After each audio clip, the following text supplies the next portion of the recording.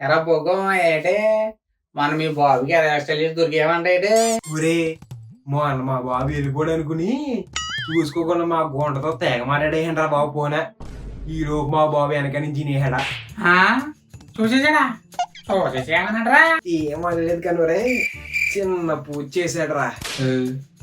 ఏం పోదురా నాకు పేదం పెట్టలేదురా మరి ఓహో నీకు అలాగర్థమైందా? వద్దు మోహన్ నాయన, పూజ అంటే ఆ పూజ కాదు నాయన, బడిత పూజ. ఆ పక్కన ఉన్న బడి తట్టుకుని మా బాబున ఈ పంత అడికేశాడు రా. హలో, ఏంటి బేబీ మన ఫోన్ మాట్లాడుతుంటే సడన్ గా ఫోన్ కట్ అయిపోయింది.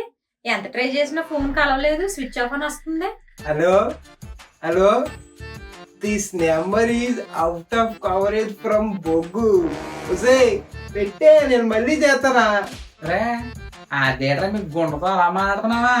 ఒరే దాంతో మాట్లాడుతుంటే మొన్న మా బాబు బడితో బాధిన బాధుడే గుర్తుకొస్తుందిరా బాబా. ఒరే మరి మీ అమ్మని అనుకోసామనపోయావా? నిప్పు తగ్గిపోను కదరా. ఓరే అది కూడా అయిందిరా బాబు. అమ్మ కొత్త అన్నపోసరాయి ఇప్పుడు నొప్పి వచ్చేస్తుందంటే మీ బాబు కాబట్టి ఈ పగల కొట్టాడు, నేనైతే మొహం పగల కొట్టేది అందరా. ఒరే మరి ఏం చేశారా నువ్వు? ఏం చేసుకున్నావు మరి? ఏం చేస్తుంది అయ్యి అన్నపోసేది నాకే ఆడే అమ్మ కింద మీద పడి రాసుకుంటారని తీసుకున్నాను రా బాబు. ఒరే ఆయన ఈ మధ్యన అమ్మ బాబులా లేరురా, బల్లో టీచర్లా ఉన్నారు. పిత్త బాధేస్తారా బాబా. బుద్ధిగా చదువుకోనరా అంటే బాడీకి అసలు ఎత్తనారా, బాడీకి ఎదవన్నారా? అబ్బా వచ్చాడండి పెద్ద బుద్ధి బంతుడు. ఎవడో చెప్తున్నారు నువ్వు సోది గారు, ఎవడో చెప్తున్నారా? మొన్న నాకు వచ్చిన కోపానికి ఫోన్ చేసి నీ గుండె కోసం చెప్దాం అనుకున్నాను మీ బాబుకి. మాయా అంత పని చేయకరా బాబా, నీకు కాలాట్టుకుంటానా? మీ బాబు కాబట్టి నీ ఈ పలికాడు, అదే మా బాబు అనుకో పెరట్లో కోయి తీసుకెట్టేస్తాడు రా బాబా. మరి ఇందాక పెద్ద ఎలా చెప్పవరా? పిరికినాయలని మెలి నువ్వు ఆగరా, అలాంటి అనుభూతి ఎదుటోడు చెప్తా కదా, మనం చేస్తా కాదు. ఏటోనే బాబా అసలు ఈ మధ్యన అసలు ఒక్క ఫోన్ కూడా రావట్లేదు అసలు. ఏటో సైట్ అమ్మాలని కానీ కొనాలని కానీ ఎవడు వస్తలేదు అసలు. ఎలాగైతే ఏటో ఏమైనా బుర్ర ఇటు ఎక్కిపోతుంది బాబా అసలు ఆలోచిస్తుంటే. ఈ ఫైనాన్షియల్ క్రైసిస్ ఇవన్నీ అసలు ఏం మతిపోతుంది అసలు. ఒక్క సైడ్ కూడా వస్తలేదు అసలు ఎవడన్నా అసలు. ఏటో ఎందుకండి, ఎందుకంత టెన్షన్ పడతారో? ఎవరో ఒకరు ఫోన్ చేస్తారులేండి, ఎందుకు ఆ టెన్షన్ గట్ట ఏం పడకండి. మొన్న ఎవరో ఫోన్ చేశారన్నారు కదా, ఆ గొడవ ఏమైంది? ఎవరో మన మర్చిపోయినా బాబా, బాగానే గుర్చేసావా. చేస్తానుండు ఫోను. హలో హలో సార్ నమస్తే అండి. ఎవరండి? అదే మన ఫోన్ చేయరు కదండి, ఫ్లాట్ కావాలండి. గుర్తొచ్చారండి.